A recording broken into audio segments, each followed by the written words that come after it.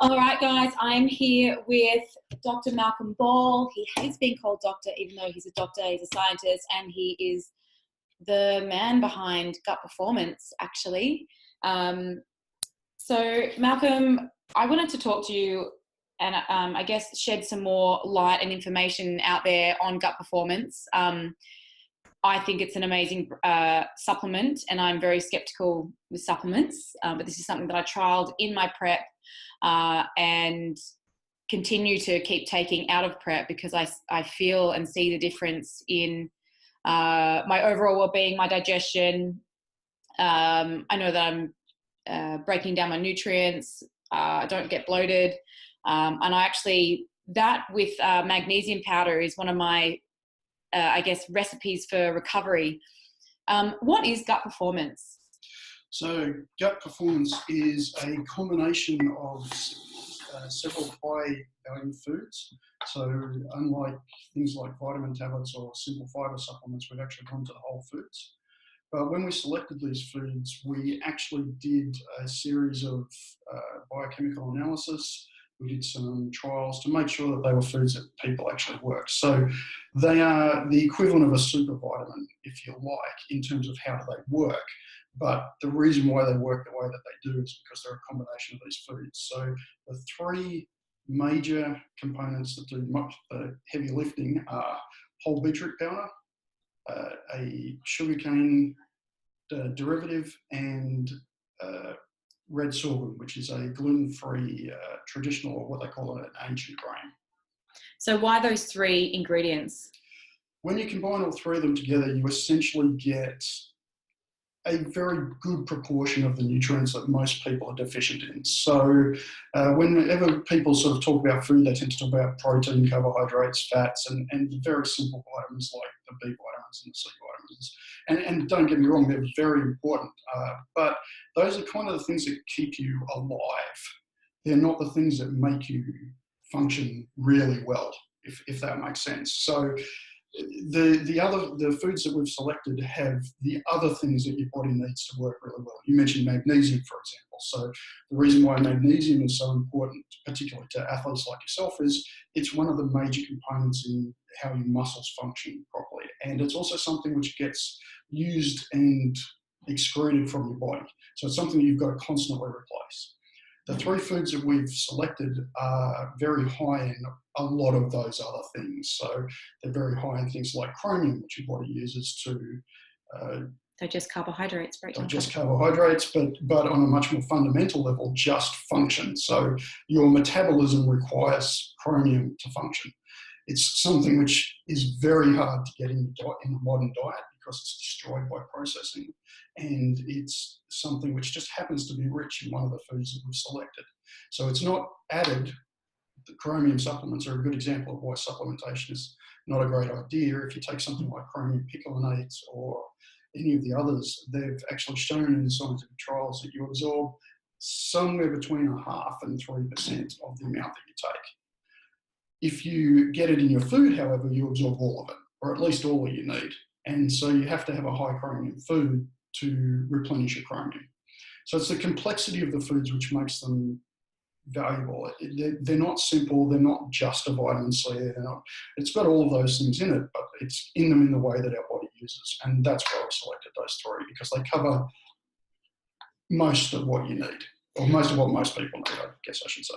So just before this, we were talking about beetroot and I guess the benefits of beetroot, and you were speaking about how it's different to have the beetroot powder compared to beetroot juice, because there has been studies on beetroot juice in athletes, and they were seeing benefits from having that post-training, I think it was what I read. But you're saying that having the beetroot powder has all the fibre, contains all the fibre in it. Right. So one of the things that's really interesting about the way that our bodies work, and it's kind of counterintuitive because there's a lot on, these NutriBullets and things like that about blend everything up because it's easier to absorb.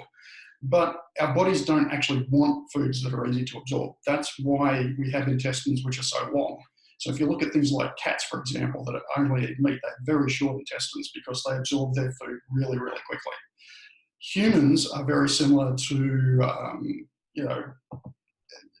chimpanzees and dogs and things like that, where we eat both vegetables and meat, and we have a very long intestine to absorb those nutrients over the space of the whole intestine. And you get a different result if you absorb it slowly than if you absorb it fast. And again, they've actually shown this in scientific trials. So if you just take all of the same nutrients and you make them hard to absorb and easy to absorb, you get a different physiological result. And contrary to what you would think, you get a better result if they're hard to absorb. So I don't mean hard to absorb from the point of view of things like supplements where your body just doesn't have the mechanism in place to do it. What I mean is, over time, your body wants to break down the foods and absorb it along the entire length of the intestine. So don't get me wrong, beetroot juice is great. It's a healthy food and all the rest of it. But if you have whole beetroot powder, you get all of the benefits of beetroot juice, plus it's breaking down the fibre over the entire length of the gut, and it's being slowly absorbed over the entire length of the gut. The reason why that's quite important for a lot of people, particularly people who are overweight and things like that, is a lot of the hormones that control hunger and your metabolism and all those sort of things are actually produced in the back of your gut. So if you are eating foods which are very easy to absorb, and you're absorbing all of the food in the front of your gut, you're getting a signal from the back of your gut saying, I'm starving. So this is why even things like simple fiber supplements fill you up, because things go all the way along and they start to stimulate these hormones saying, I've actually eaten something. And again, this is all very clearly proven. It's very good science. There's no real doubt about it. The only thing that anybody ever really argues about is, well, how much of a difference do these things make? There's nobody out there that doesn't, in the scientific community at least, that doesn't understand that these hormones are produced in the back of the gut, not the front of the gut. Does that make sense? Yeah. And beetroot also has an impact on opening up the vessels with our blood, so it helps with transportation, particularly post-training. Yeah, so one of the things that happens when you put your body under stress, any kind of stress, exercise being one of them, is as your body is sort of pulling nutrients into its core to protect itself, it tends to close up blood vessels, your intestines function not as well, and all of those kind of things. It's a very, very mild fight or flight syndrome, if you like, when you exercise. And that's designed to make things push hard and not get damaged as much if you do get into a fight. That also depletes a lot of, when you do it with exercise, it depletes a lot of the nutrients that your body then needs to be able to reopen them again. So there's a thing in your body called nitric oxide, which is one of the major signals that vasodilates. It's also a very potent antioxidant, does a lot of antioxidant. But the main thing that it does physiologically is push those blood vessels back out. But to make nitrous oxide, your body needs a whole pile of nutrients. And if it doesn't have those nutrients, it just can't make the nitric oxide. So beetroot is one of the foods that has the micronutrients that your body needs to get that pathway going. So that's why it does the vascular dilation. And it's important to remember that these kind of things are very different to, say, hypertensive drugs and things like that. So it's not the same as taking a drug, because what a drug does is it forces your body to do something whether it wants to or not. Whereas taking high nutrient foods or even supplements, what it does is give your body something that needs to do something but wants to do but can't. And so, effectively you can't overdose on beetroot juice. You can make yourself very sick by drinking so much that, everything turns purple and all the rest of it. But you can't overdose it on the same way that you can a medicine. Which is why, in a lot of these circumstances, it doesn't matter so much if you're taking 5 times as much vitamin as you need or these kind of things. It does become a problem down the track if you take too much for too long. Vitamin C is a really good example of that. A lot of people take way more vitamin C than they should, because it is dangerous if you take it excessive amounts for long periods of time, and they've shown that quite clearly. But when you're taking a food, your body just doesn't use it. It just doesn't absorb it if it doesn't need it. So it just passes through you and you don't get it. Which again comes back to why it's much more important to take, say, whole beetroot juice or whole beetroot powder than a beetroot extract. Yeah. Because once you pull everything else out, you screw around with your body's ability to decide what it needs and what it doesn't. So one of the sort of basic concepts of biochemistry, which doesn't really get talked about a lot, but is really important to these kind of things, is this idea of forcing pathways. If you give your body a huge excess of something, it will force your body to think it needs it, even if it doesn't. And this is why things like high-dose vitamin C and things, which, don't get me wrong, is great if you're sick. Taking high-dose vitamin C if you've got a cold or something like that has been shown to have a benefit regardless of what people that are against vitamins say. It's been proven in scientific trials to have a benefit, but that's only good for 3 or 4 days. You don't want to be having high-dose vitamin C all of the time because it forces your body to do things it doesn't want to do. But the foods don't do that. So if you eat too much of it, you don't feel well and you stop eating it. It doesn't have any other effect on your body. And that's why we've stayed very tightly in the food space rather than the supplement space. That's really interesting because I in my prep this year I ate so much beetroot, particularly post-training. I guess that was one of the reasons I reached out to you and said, let's put some, there's been a lot of studies on beetroot. I mean, a lot of beetroot. Let's put that into gut performance. And I think it's worked very well. I want to touch base on the second, I guess I think is the main star of gut performance, the sugarcane pulp, sugarcane powder. Most people would be like, oh, sugarcane, and would just be a little, I guess, confused about that as an ingredient. Can you talk to us about what is the difference between, just sugarcane and the sugarcane pulp, which is actually full of micronutrients and multiple fiber strands? Sure. There's a lot of misinformation on both sides of the sugar industry. So the two extremes that you get are sugar's good for you, it's great, there's no problem with it, which is clearly not true. But the other side of it, which is also absolutely not true, is all sugars are the same. So sugars are essential to your body's function. Literally every part of your body utilizes sugar. It's not just about energy metabolism.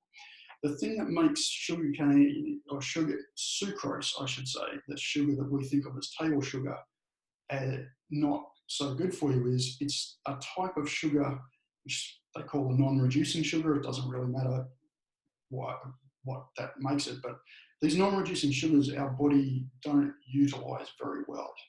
And so it screws around with our machinery quite a lot. But sugarcane itself is actually really good for you. Sugarcane is one of the oldest listed medicines in the world. It actually exists in the oldest surviving medical text as a treatment for hangovers and diabetes and inflammation. And that's because the sugarcane itself is very high in nutrition, as you say.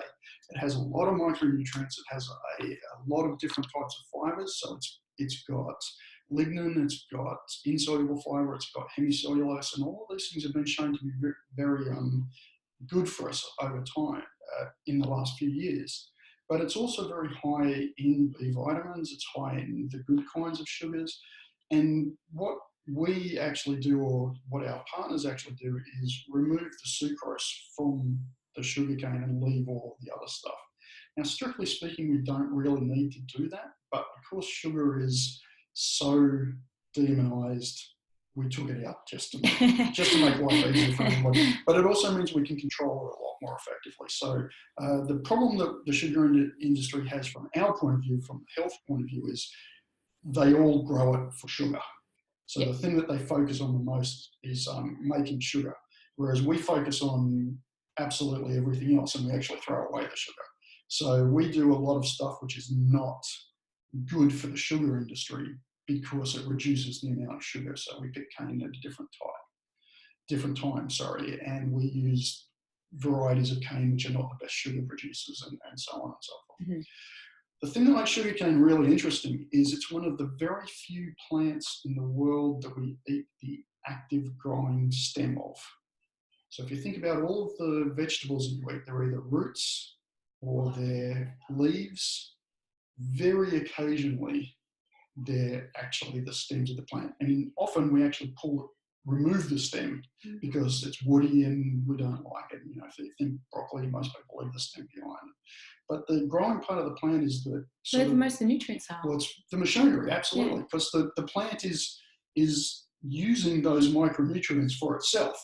So roots and fruits and things, they're storage devices. They're the part of the plant that they store the calories in. They store the protein, they store the carbohydrates, they store the fats. The leaves are a little bit more active because, you know, they're photosynthesizing and everything, but the stem is where the plant itself is actually using all the things that it gets out of the ground and gets out of the air and things. And if you think about all of the things that we kind of think of, well, sorry, all's not right, but if you think of many of the things that we think of medicinal, they're actually the leaves or the bark or the stems. Cinnamon, one of the most highly regarded things in the world, is the bark of a tree. You know, and thyme and rosemary and all, they're the leaves. The roots, some of the roots are turmeric and ginger, for example, but they're actually strange from a root point of view in that they're not just storage devices. They actually do some things as well. They've got the bacteria and things in them that are active. So the sugarcane is unusual in that it's the storage and the active part is the same.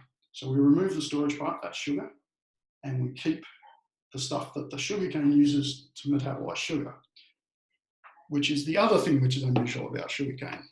Very few plants in the world actually use sugar for metabolism. They don't store their energy as sugar. They store it as starch. So grains and things have starch, and then the roots have starch in them. That's how they store.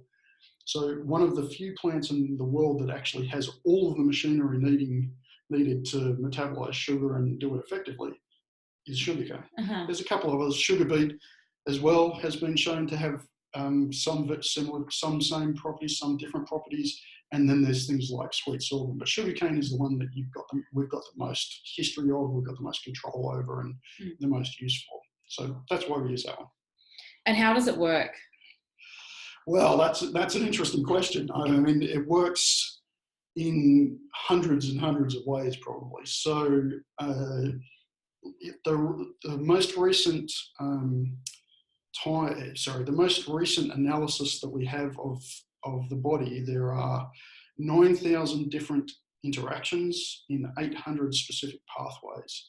And what that basically is the biochemical map of the body. Every single one of those pathways relies on good nutrition to function.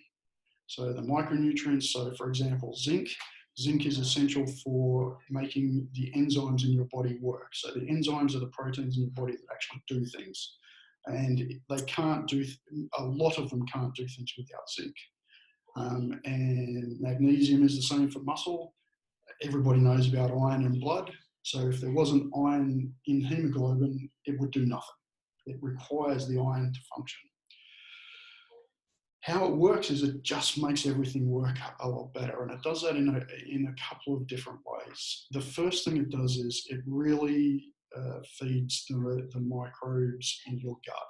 So everybody knows every 2 weeks there's another article about how the microbes in your gut affect everything from... It's like your second brain. Right, absolutely. From cancer to depression. And it's every day we find out something else that it affects. There's nothing that ever says it doesn't affect anything anymore. A way to look at it is everybody's heard most people have heard the saying, you're only 10% you. You know, for every one cell in humans, there's 10 bacteria or 9 bacteria cells on your body. But another way to look at it is, and a far more effective way to do it is, human beings have about 2.2 million genes. So if you think of a Homo sapien, that's 2.2 million genes. All of the bacteria in our gut have about 14.5 million genes. Wow. So that's amazing. All of the things in the body that happens, 14.5 compared to 2.2 is done by bacteria. So you must have a healthy microbiome to function. And it's one of my favorite sayings is, if we weren't so good at surviving, we'd be a lot healthier. Yeah. Because we're exceptionally good at not dying. We're one of the best animals on the planet to not die. If you look at most animals, slightest bit of a problem, they drop dead. Human beings will get to the point. We're resilient. Absolutely. Human beings will get to the point where they can barely stand before they start to think about looking after themselves, you know. And so you can have bacteria that are just not doing what they should be doing. You can have your metabolism that's just not functioning the way it should be doing. And a lot of what we call lifestyle diseases, diabetes, hypertension, high cholesterol, you know, even autoimmune diseases, psoriasis, asthma, and things like that, all basically come down to the fact that our bodies just aren't working the way that they should be working. There's no disease. It's not a disease. It is a malfunction in our body. And more we're understanding that a lot of these things can actually be controlled if you look after yourself properly. Diet and exercise has been long understood as a way to treat diabetes and inflammation and depression and things like that. There's now even evidence that diet and exercise affects several different types of cancer, because it affects your body's ability to deal with the cancer. And a large part of that is fixing your microbiome, fixing the microbes in your gut. And so that's really one of the major functions that we do. That's where the fiber and the micronutrients, several of the micronutrients come in. And another thing that's really important about our body is a lot of what we use in our body is not what we eat. It's actually what the bacteria eat and then excrete. It's what they call secondary metabolites.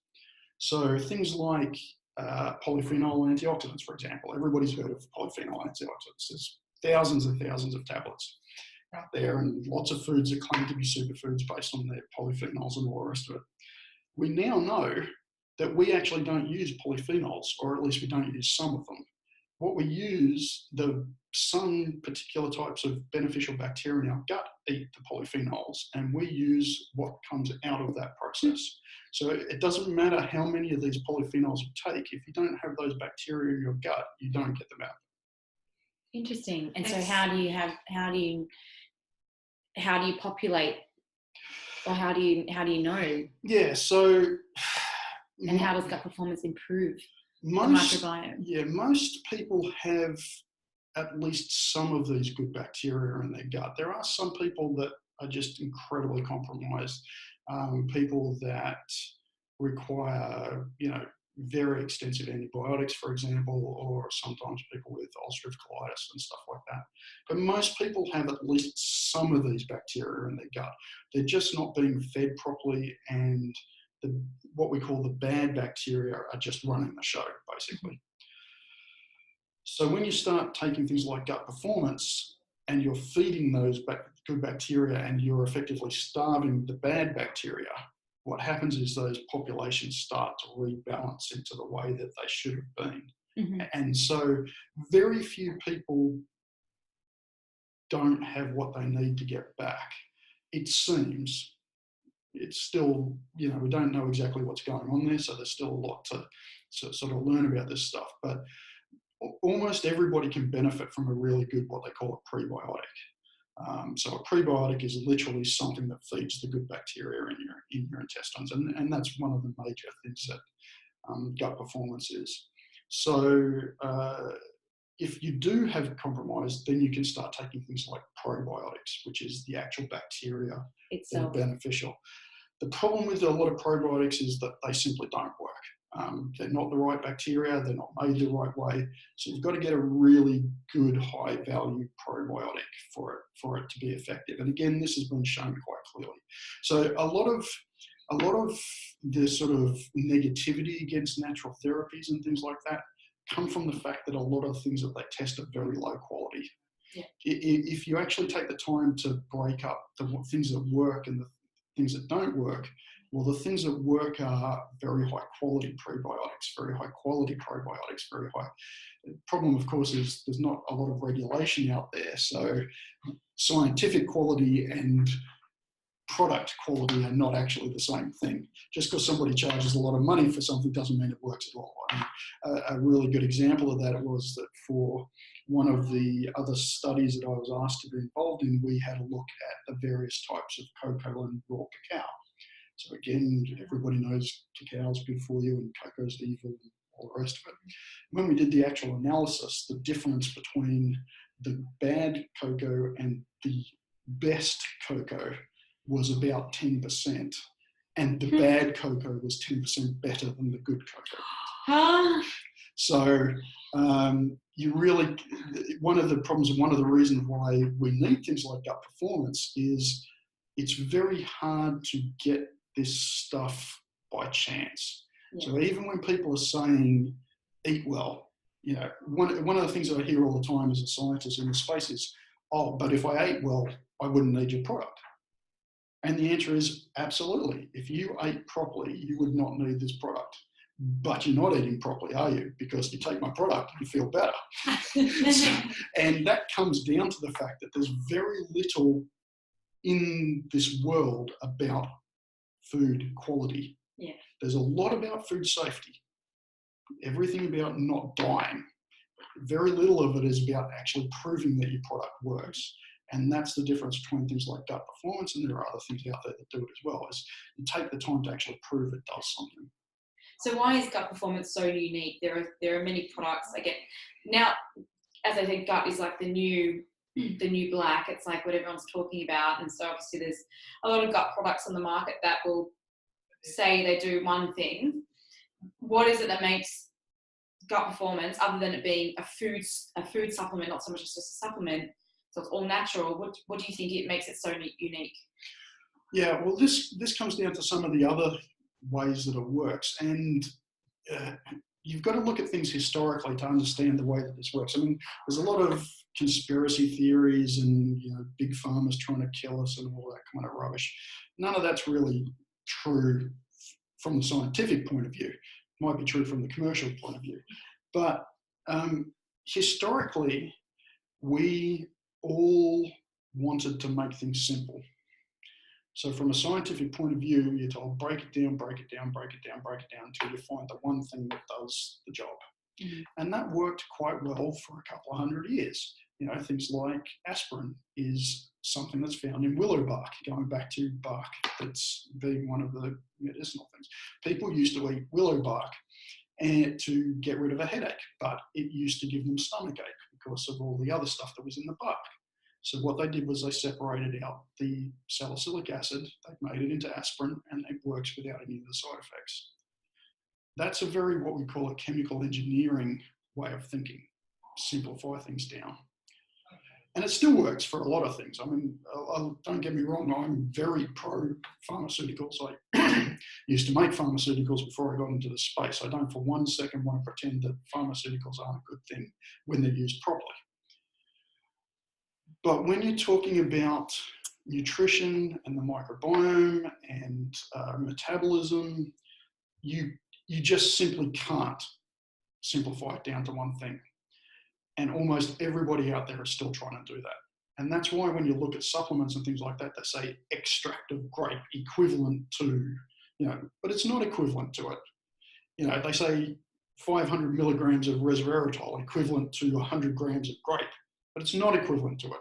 It's only equivalent to it in the amount of resveratrol that's in it. It's not equivalent to all of the other things that are in grapes that make them good for you. Mm-hmm. We took the exact opposite position, which was you can't simplify these things down. What you have to do is find the complex foods that you can guarantee will always have the things that you need. And that's quite difficult. One of the reasons why they do simplify things down is because it's easy. It's easy, relatively easy. I should be fair to them. It's quite hard to do it right the first time. But it's easy to make something the same every time if it's simple. Yeah. You know, if all you've got is soluble fiber, then all you have to worry about is soluble fiber. If you have a product that has 100 different things in it, well, you've got 100 things that you've got to worry about. And so even these things which claim to be complex, what they are is a bunch of simple things that they've added together. And as we said, that's not the same thing.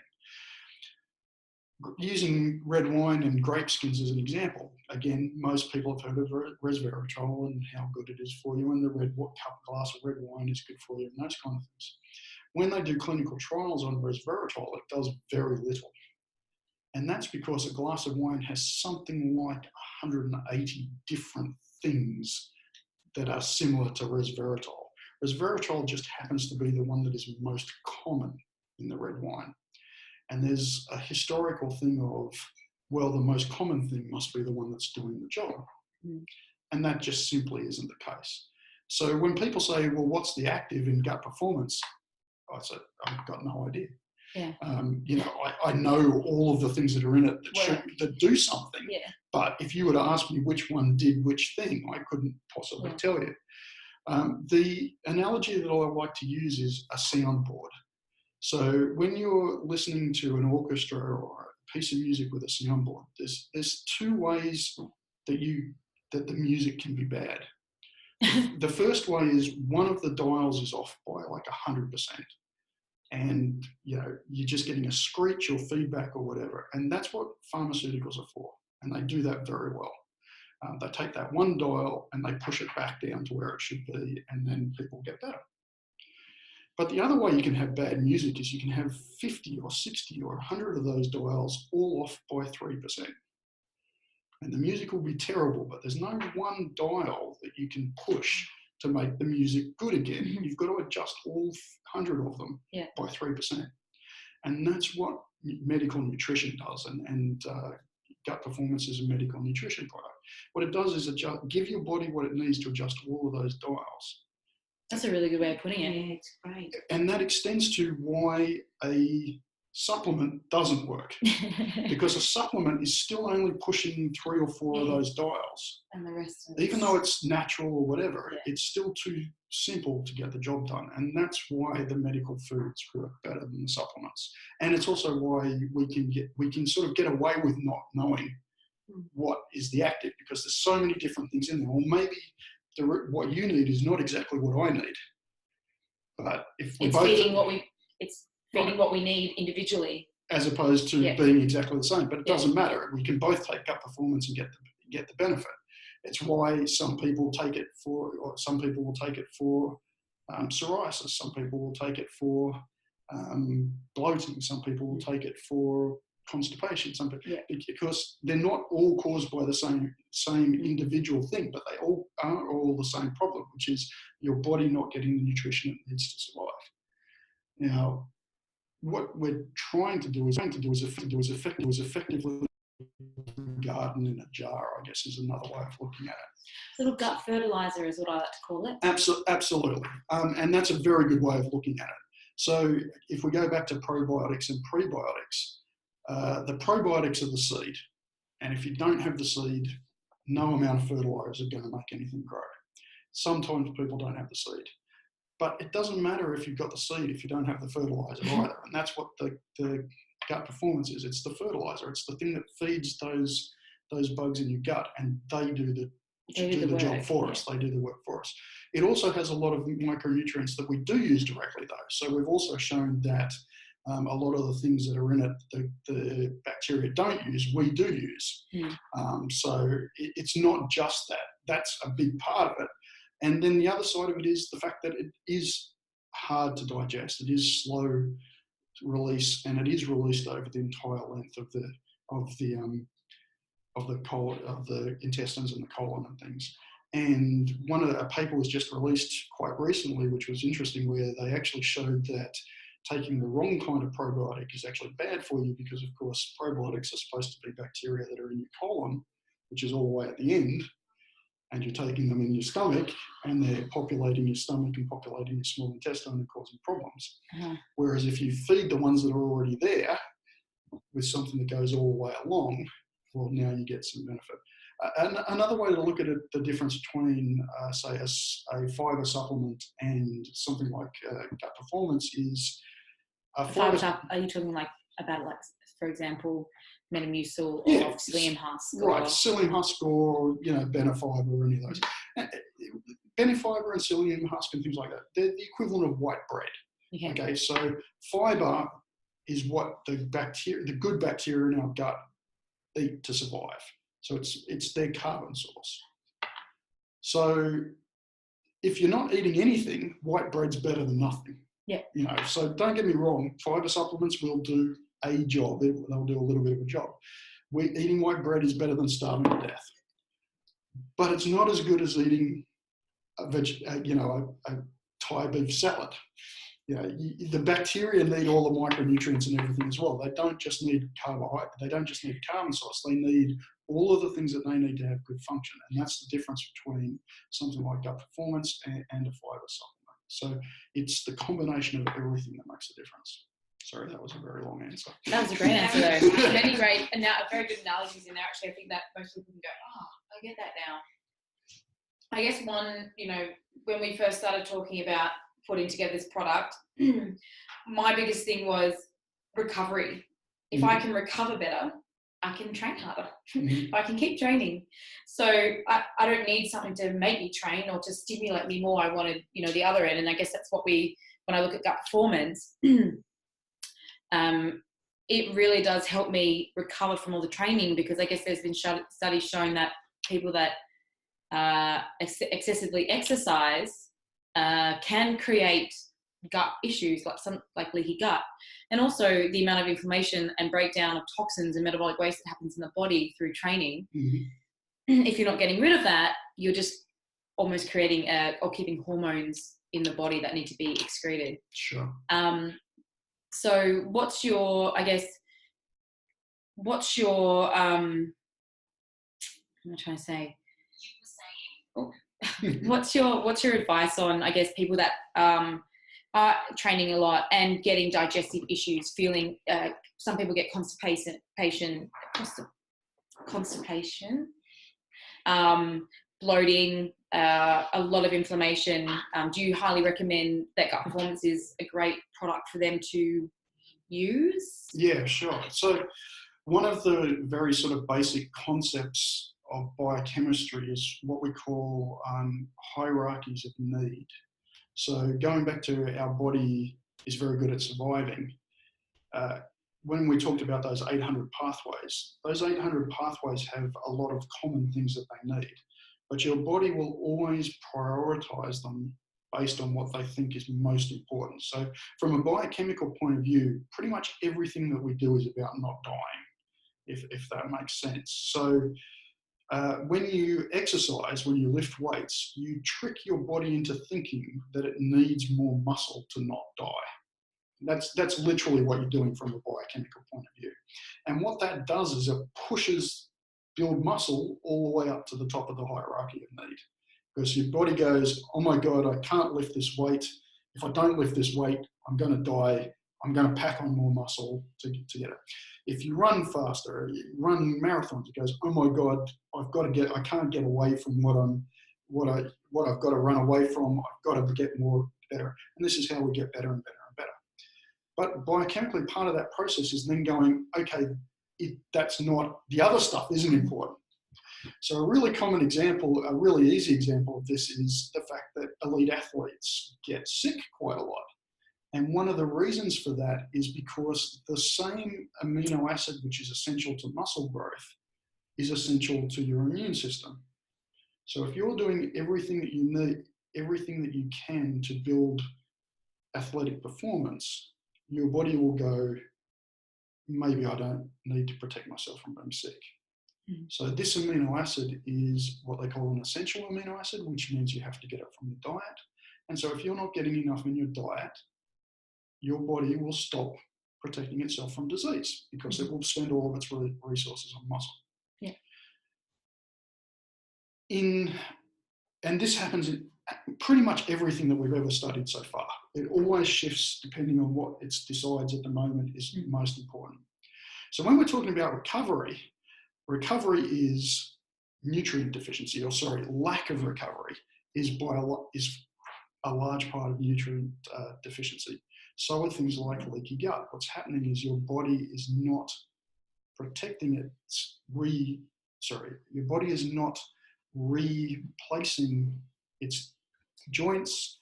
The toxins which are involved are not being cleared fast enough, which are causing the leaky gut syndrome. If you are able to supplement yourself, and I use that word scientifically, not commercially. So if you're able to supplement your diet sufficiently, whether it be through good food or things like gut performance, or even things like vitamins and other stuff, then your body has the engineering it needs to then be able to do everything. Yeah. And that's why things like leaky gut will go away and you'll recover faster. And because as you say, the recovery, when you destroy muscle, the amino acids which are destroyed get turned into amines. They have to be cleared through urea. Your body needs all of the things that it associated with getting rid of those things, and if it can't, well, they just build up and they cause damage. So absolutely, gut performance and things like that will help with all of those kind of things, and not just things like elite athlete recovery and stuff like that. Most people in certainly our world, what we like to call the Western world, are deficient in several things, which means that they don't recover. So people that always wake up tired, for example, people that have bloating, have constipation, these are all because the body is not functioning properly. And if you give the body what it needs to function properly, it will solve those problems most of the time. I mean, don't get me wrong, I'm not trying to be some hippie crystal guy saying all you need to do is eat right and you'll never get sick or anything like that. What I'm saying is these lifestyle conditions have lifestyle solutions as well. Yeah. But even things like medications, they don't work properly if your body doesn't have the nutrition it needs to make use of them. They don't act on their own. They have to go through the same pathways. There's always chemical reaction. Right, absolutely. So now there is a huge push in the pharmaceutical space to actually come up with food supplements to take with the medication to make them work better and reduce the side effects. There's a number of papers which were published over the last sort of 18 months where they've shown things like a very common example is a lot of the diabetes medications deplete B12. So people that have diabetes are very often B12 deficient. Now, they originally thought it was just a sort of something that happened, but they now realize that the medications that you take use a lot of B12. So if you're taking the medications and not supplementing with B12, you're depleted B12 and things go wrong. So now it's part of the therapeutic recommendation to not just take these medications, but to take B12 supplementation. Yeah. And that, to a greater or lesser extent, happens with absolutely everything. That was awesome. So what, because I think a lot of people like to self-diagnose, particularly when they hear something happening. They seem to have all the symptoms suddenly. But what are some of the symptoms of gut issues? Well, there's the obvious ones. So bloating, constipation, incontinence, but also things like just pain. But depression's also linked to. I was just about to say, but there are some very not obvious ones as well. Like anxiety has now been very tightly linked to gut health. Depression, as you say, even things like, to a lesser degree, now talking about sort of OCD, autism is known to have gut links now as well. So I mean, you can be flippant about it and say, if you're not feeling right for any reason, the first place to go is to fix your gut. And it's probably not flippant. Yeah. I mean, we actually do understand for things like depression, we understand how that works quite well. So serotonin is the molecule in your body that many people have heard of that is a neurotransmitter. And when you talk about neurotransmitters, everybody thinks depression or anxiety or drug addiction or whatever. But serotonin, the primary function of serotonin is actually to make your intestines work. So wow. I did not know that. 70% of the serotonin in your body is used for digestion. What? Yes. I didn't know that. So, and this is what I'm saying. So, and again, happy gut, happy mind. Absolutely. because going back to the whole hierarchy of needs, you won't die if you're depressed. You will die if you can't digest your food. And so what happens if you're not feeding your gut properly and it's not running as efficiently as it should, your gut literally sucks all of the serotonin out of your blood, which means your brain can't use it anymore and you get depressed. And this has been quite extensively studied. There is a couple of groups that we work with for other things where one of the groups in particular treats depression with diet change.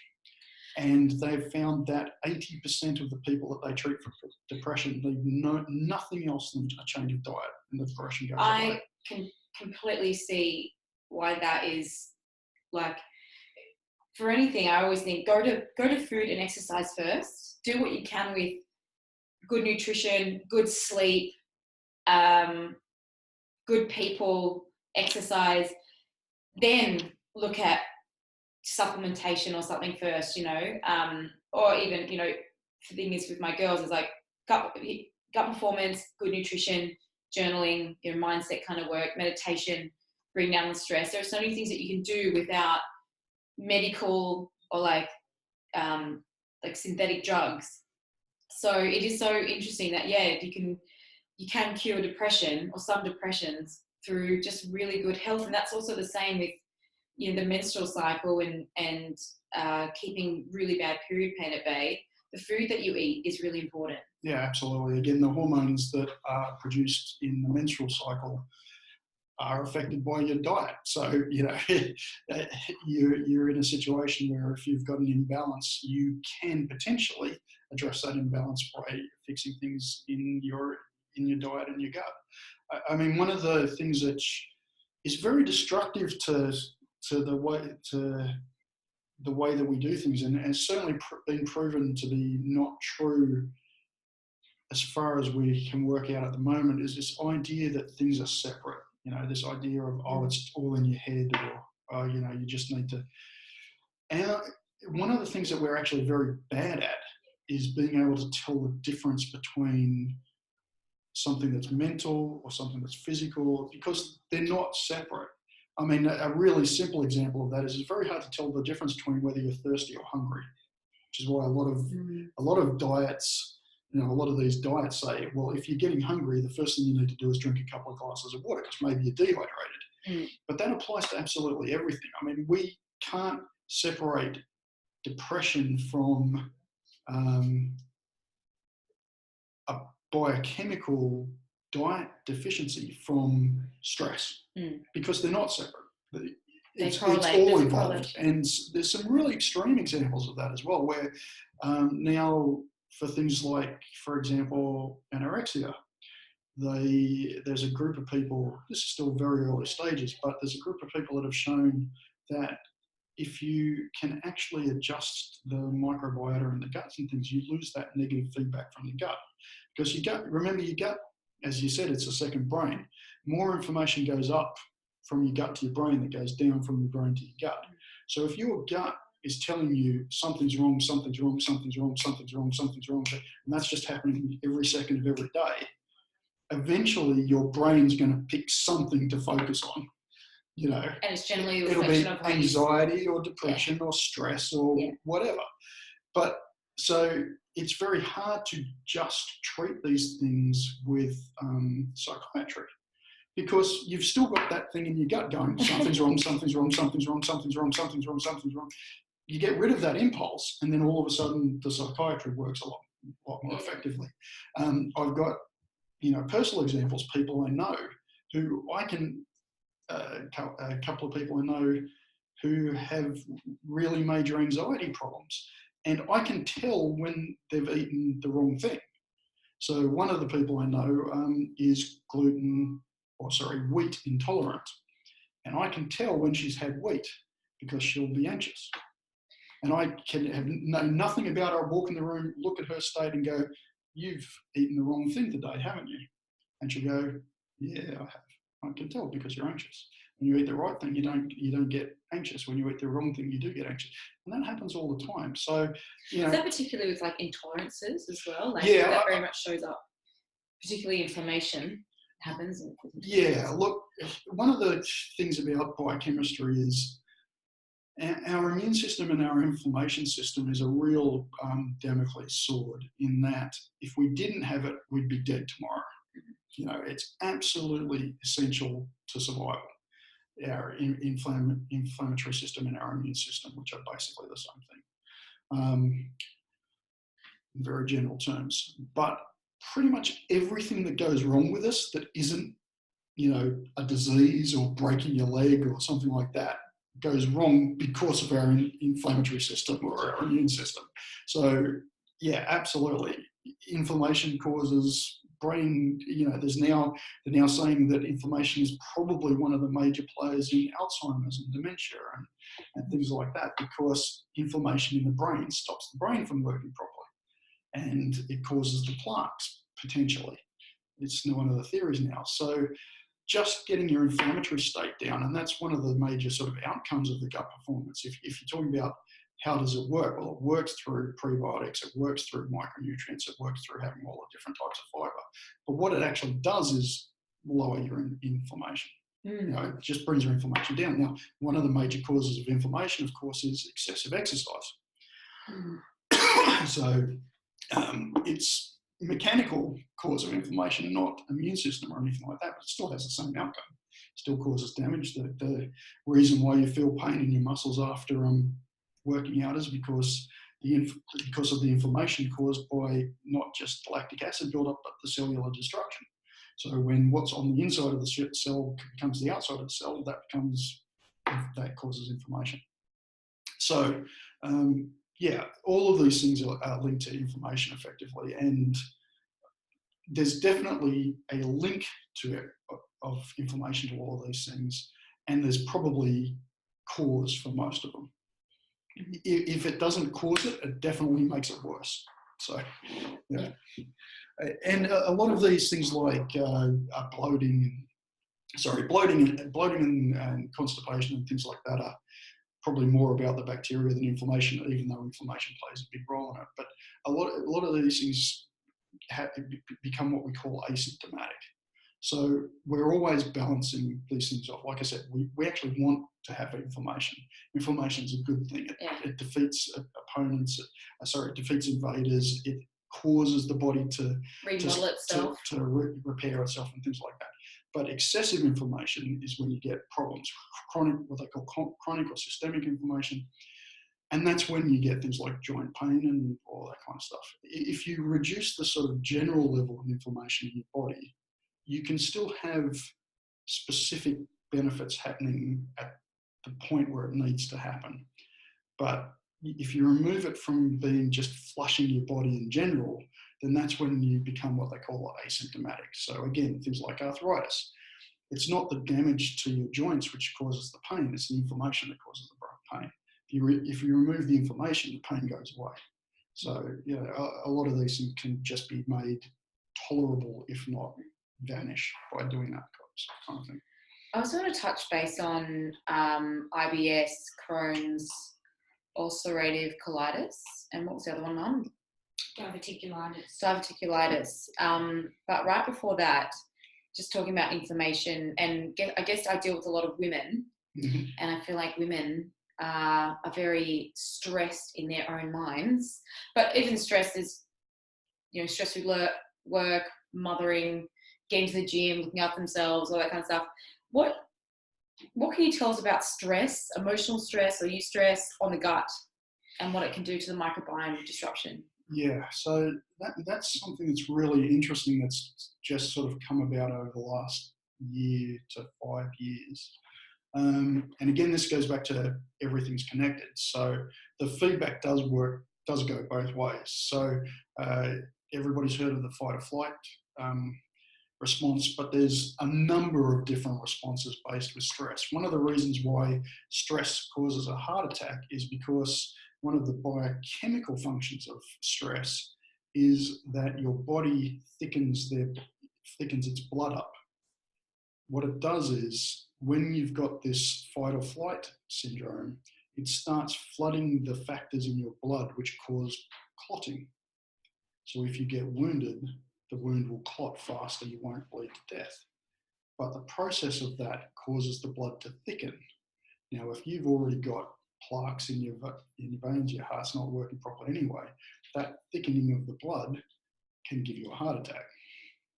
So stress feeds back the same as biological damage feeds forwards to stress. So biological factors cause more stress, and stress causes more biological factors. Yeah. And interestingly, this is one of the areas where, for a long time, science has tried to pretend that men and women are not different biochemically. And there's a historical thing. And this is not about value judgments or anything like that. I'm talking purely about the function of our bodies. But this is one area where the biochemical functionality of our bodies is very different, or at least it appears to be at the moment. It's still very early stages. And women are just more prone to these emotional and, I don't want to say mental because it puts a negative connotation on it, which isn't there, but sensual, if you like, responses. So things like, as you say, pregnancy and stress and all the rest has a lot more of a biochemical effect, and vice versa. Whereas for men, it seems at least that it's more of a physical thing, like having heart attacks and aneurysms and stuff like that. There is obviously a huge amount of crossover in there. I don't want to pretend for 1 second that men don't suffer from the same kind of mental anguish that women do, and women don't suffer from the same kind of physical problems. But I guess one of the great advantages and great disadvantages for women that men don't have is women being more able to at least acknowledge their emotional state means that they can pick up on these things a lot quicker.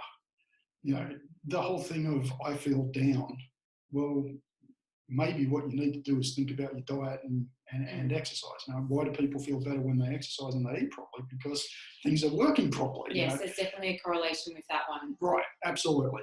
Whereas men, to a large part, will just pretend that they've got to suck it up and get on with it. And so they'll do the wrong thing for a lot longer until they get really sick. Yeah. Whereas at least women have, generally speaking, again, we're talking generalities, not specifics, will at least be able to realise that that's a warning sign.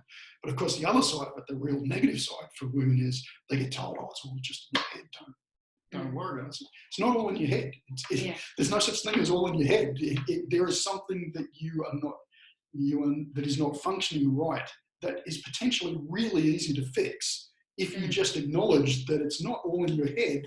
It's all in your gut. It's all in your gut, or it's all in your nutrition. Yeah. It's something that you can actually take an active role in. And sometimes drugs are absolutely needed for these things. Sometimes they're over the top. But a lot of the time, you can solve the problem before you get to the need for drugs. If you realise and acknowledge that this is something that needs to be changed right now.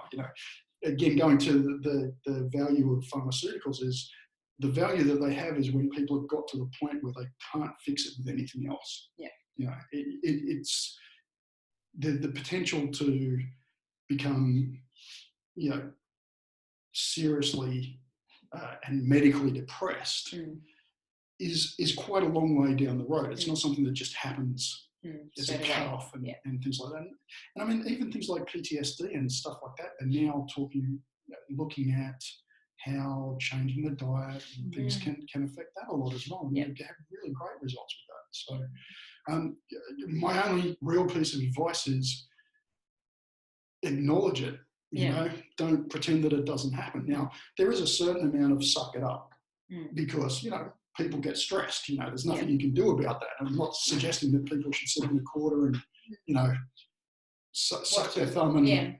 But what I'm saying is acknowledge the fact that if the stress is becoming a problem, well, you can control it with your diet and gut, fixing your gut and things. I often say to the girls, how you see yourself is a reflection of how you've been treating yourself.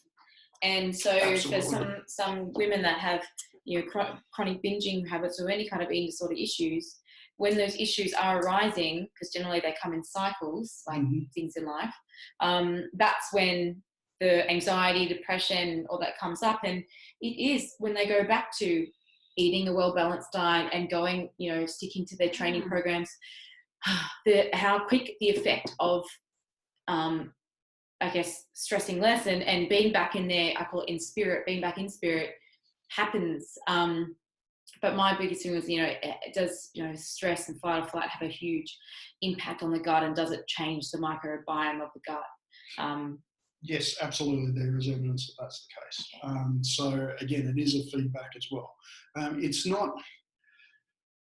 It's not dramatic in the short term, but it probably is in the long term. So yes, it will start to change things. You'll get different hormones, and certainly the result of that stress will change us. So one of the things which is, I said before, we're not really designed to eat sugar.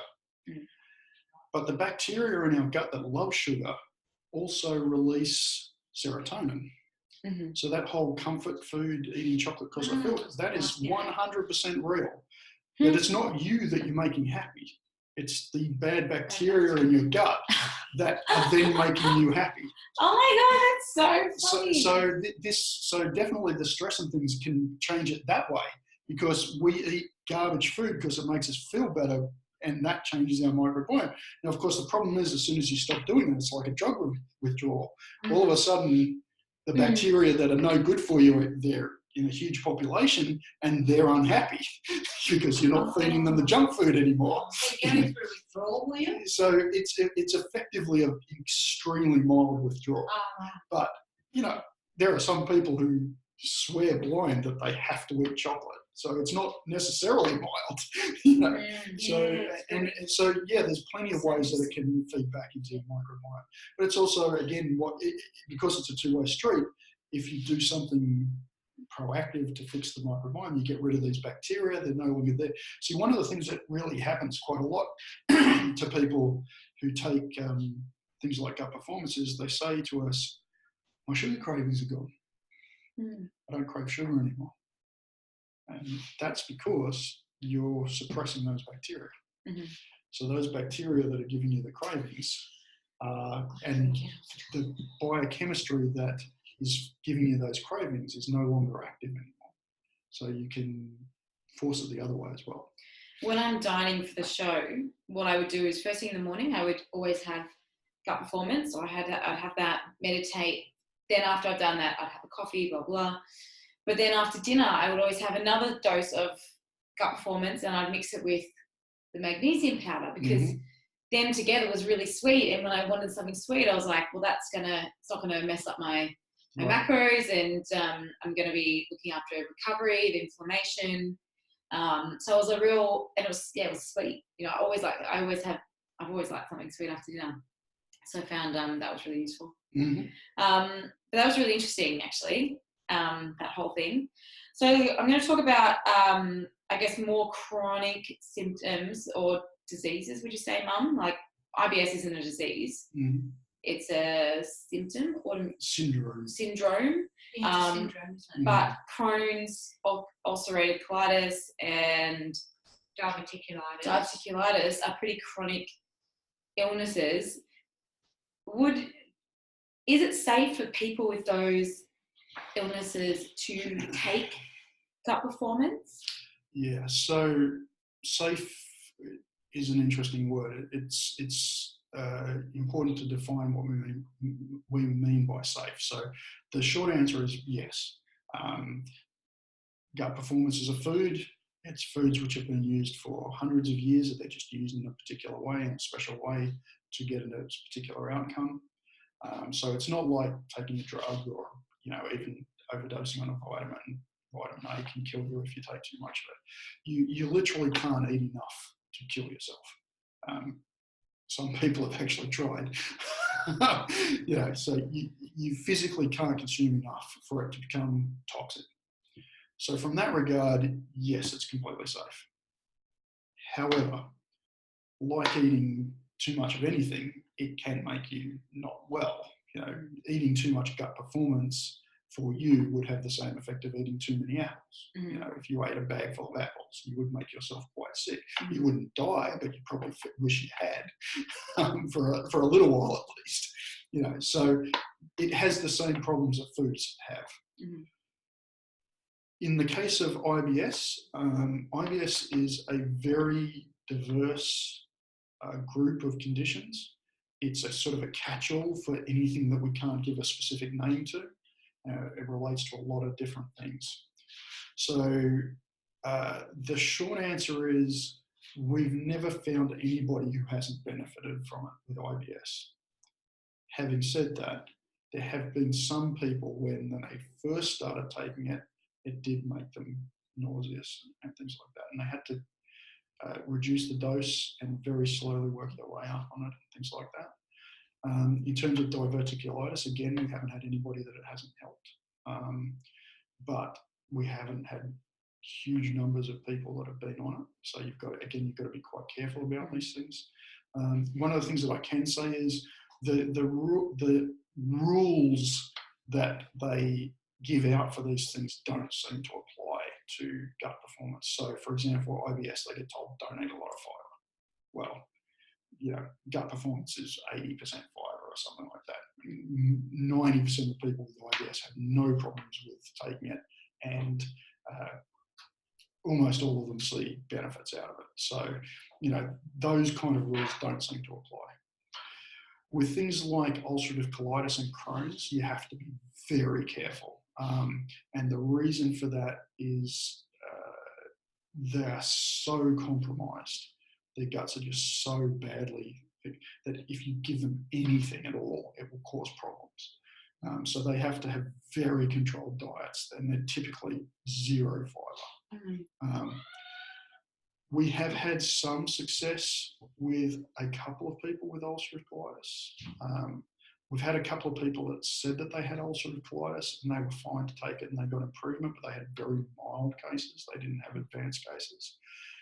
We've had a couple of people that have had severe ulcerative colitis that we've taken a huge amount of time with, started them on a very small amount using a slippery elm as a sort of a softener to make it really gentle, and slowly work their way up until they were seeing improvement. And they definitely had improvement, didn't make it go away, but they did have improvement. And then we've had a couple of people where they were just so compromised that any amount that we gave them just didn't help. With things like ulcerative colitis and any actual disease, I would recommend doing it with your doctor or your dietitian. You know, it's not something that you can generalise about, and we're very uncomfortable with saying yes or no. You know, take it to your doctor. If you want extra information, we can provide you plenty of information for your doctor or your dietitian or your naturopath or whatever. But on the basis, it works more often than it doesn't, and a good deal more often than it doesn't. But you've got to be very ulcerative colitis, particularly, is the only situation that we've worked on so far where we've had actual failure to have any kind of benefit to some individuals. Awesome. This is me speaking now, but do you think gut issues or gut diseases are more prevalent now than they were, say, 30 years ago? And if so, is it because of diet and stress levels? But then if you look back, like there were a lot of women on Mummy's Little Helpers on the Valium as well, so there must have been quite a bit of stress back then as well. Yeah, I mean, these kind of things are very hard to judge, and I'm always a little bit cautious of people who say yes or no on both sides. Historical data is very poor quality, usually, and these things are so complicated that, you know, it's very hard to sort of narrow down cause and effect. Having said that, I mean, one of the classic things that they say about obesity, for example, was obesity was so rare in the 1930s that they didn't even think to measure it. Wow. So it wasn't until after the Second World War that the rate of obesity came high enough that people thought it was something worth keeping track of. So definitely things have changed in the last sort of 70 years. And that comes down largely to, and again, you've got to look at the history of these things. For 99.9% of human history, the biggest problem we had was starving to death. You know, so everything was about getting calories. All of our food production was about higher yields, ease of transport, so that we could take it from the places that could grow it to the places that couldn't, and all those kind of things. It's only been very recently that we've realised that these micronutrients and everything really matter, and they make a big difference. And that's why diabetes rates have gone up. It's why heart disease rates have gone up, because we just didn't realise that it mattered until very recently. So, you know, it's very hard for me as a scientist to use the word intuitively, but intuitively, yes, it has got worse. And there's a very obvious and real reason for it to have got worse, and that's processing. I mean, take the example of chromium. It's just almost impossible to get chromium out of processed foods because processing destroys the chromium, or at least it makes it unable to be absorbed by our bodies. So, yeah, people are chromium deficient because the food that they eat doesn't have chromium. Not if you take Gut Performance. Not if you take Gut Performance. I am not chromium deficient. but this is also why this idea of sort of medicinal foods and directed nutrition things is going to become quite big. And we are by no means the only people working on this stuff. I mean, we talk quite a lot with pharmaceutical companies, and every pharmaceutical company in the world has a group working on this stuff. So you know, if the pharmaceutical companies are getting involved, that it's real and it's something that is going to sell a lot of product. You know, they don't sell things for the hell of it. You know, so. And part of the problem with the whole process was, again, historically, because it had such poor regulation and everything, there's a real negative connotation, there's a real us and them kind of attitude, and it really shouldn't be that way. It's all part of the same thing.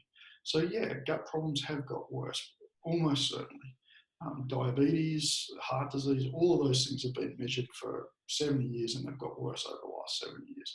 And a large part of it comes down to nutrition. And it's crazy. It's the easiest thing to fix. No way around. Well, but in a way, up until very recently, we didn't realise it was something that needed fixing. Yeah. You know, everybody still had. I mean, to give you another example of things that we've done just from a scientific point of view. You know, again, everybody knows blueberries are good for you. They're super rich in antioxidants, all the rest of it. I went to a supermarket, I'm not going to say which one because I don't want to disparage them, picked up a punnet of strawberries, took them back to my lab and analysed the amount of antioxidants were in them. And it had 6% of the antioxidants that everybody says is in blueberries, because these things go off. You know, it probably had all of the antioxidants when they picked the blueberry, but that was a week ago. And these things go off very, very quickly.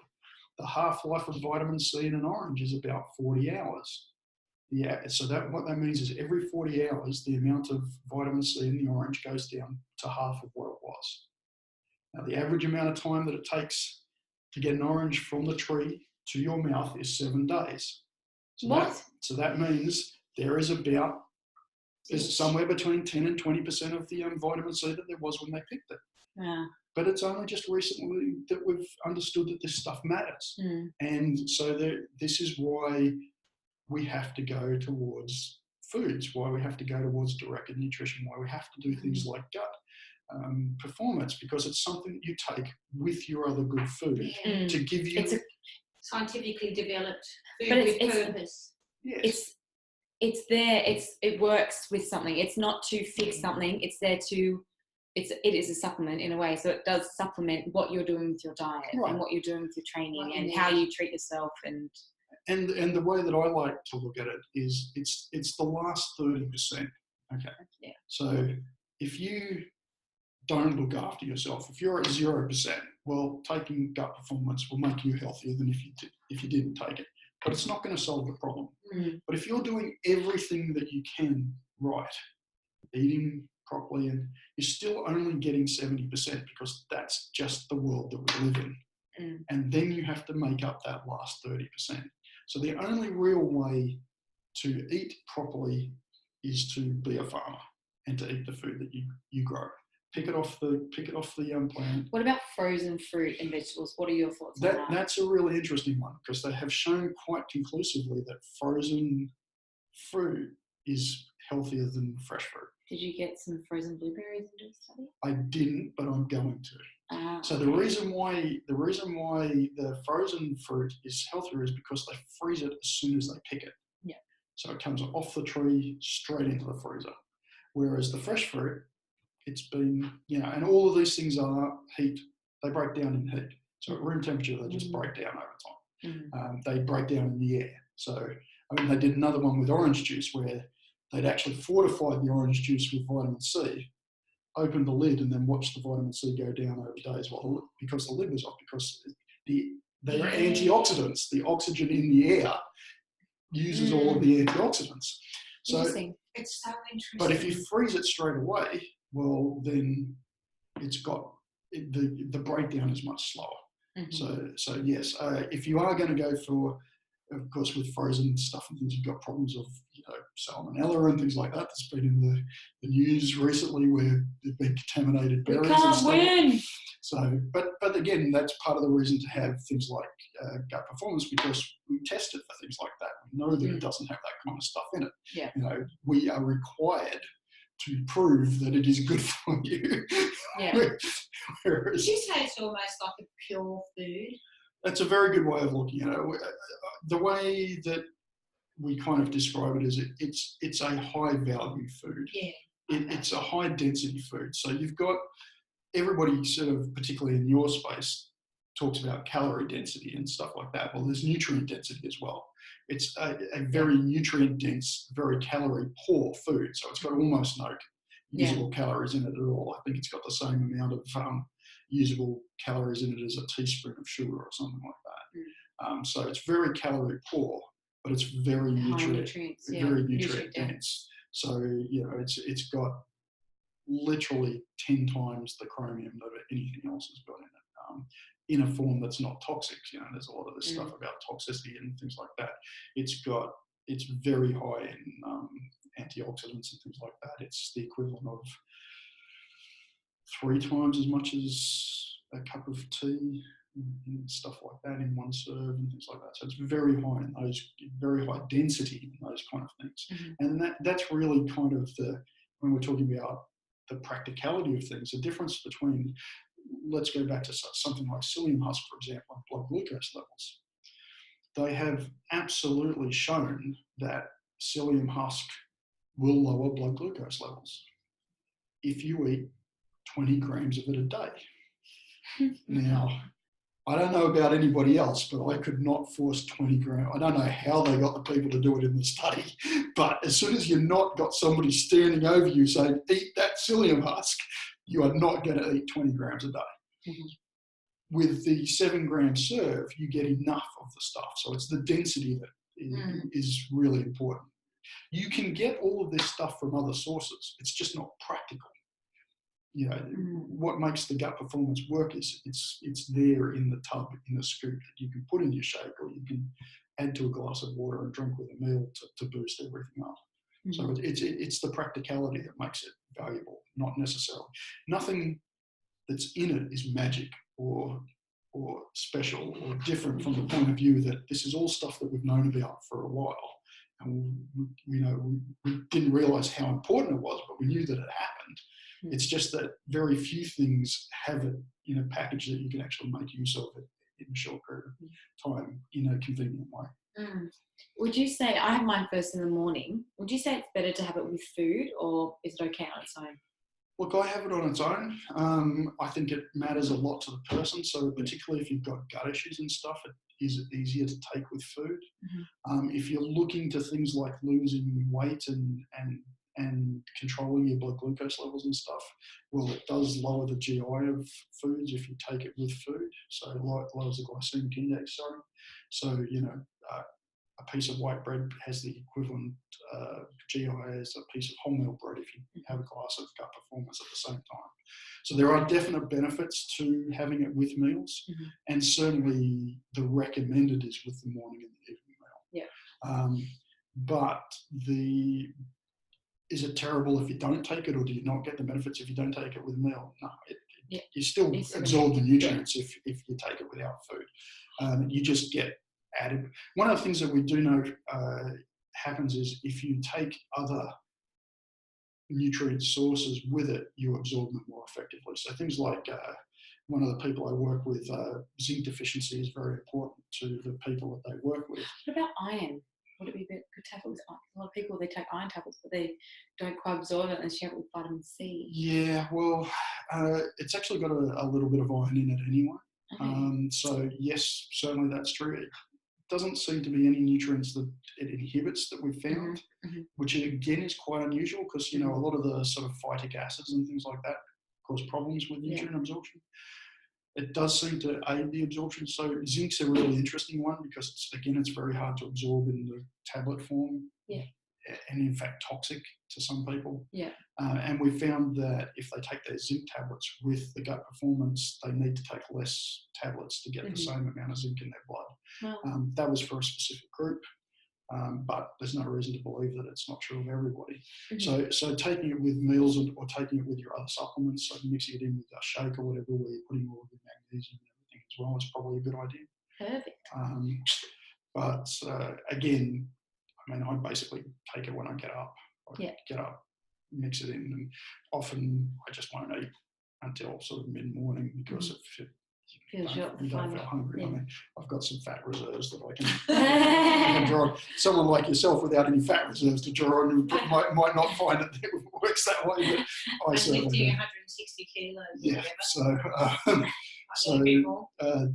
Yeah, I mean, that's certainly the case. And things like protein shakes and stuff like that. One of the real common problems with protein shakes is constipation. Not just because of the fact that there's no fibre in most of them, but because the actual process of absorbing and digesting the protein causes imbalances. So there's a lot of people I know that use it to stop having problems from having protein shakes. So if they use a protein shake as one of their meals or anything like that, they almost always take it at the same time as a protein shake, and they find that they get much more out of those kind of shakes. So awesome. That would be what I'd recommend it in that kind of situation. Awesome. Thanks, Malcolm. That was awesome. Well, thank you for I think having we're going to me. wrap things up. That was a really great talk. I learned a lot from that, I'm not going to lie. So I know that everyone else will. And guys, Gut Performance is available at www.gutperformance.com and also Empire Fitness on the Gold Coast and soon to be in all your major supplement and health stores across Australia. Thanks, guys. That was so interesting.